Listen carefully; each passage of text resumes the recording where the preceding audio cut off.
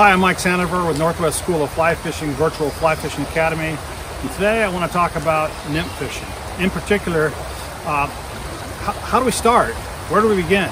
How do we read the water? Where do we know where to and how to start nymph fishing? Well, to understand a little bit about nymph fishing, you first have to understand a little bit about where trout live and reading the water correctly.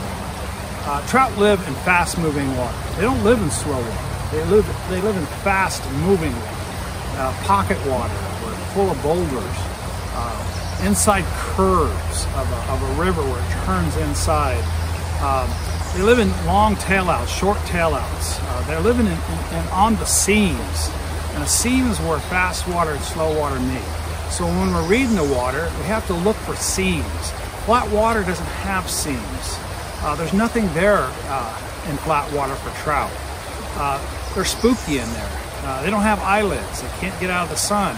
There's no depth. Certainly no food. Food just sinks to the bottom. They get picked off by birds and eaten by otters.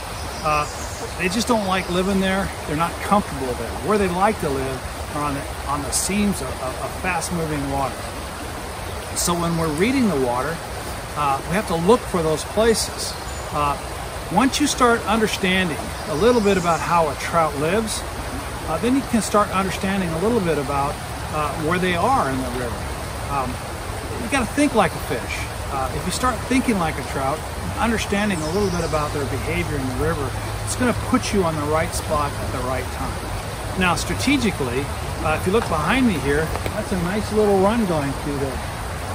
And it's going to tail out at the very end. When we're nymph fishing, we don't want to start at the top. See, trout are very spooky.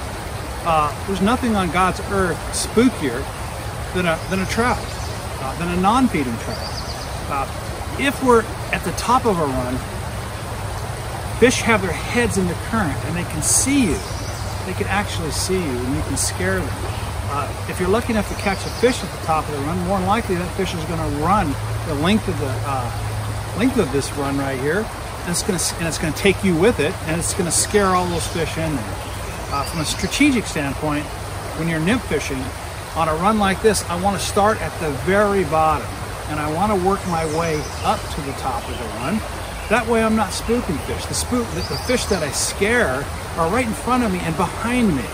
I'm not scaring the trout in front of me. They can't see me.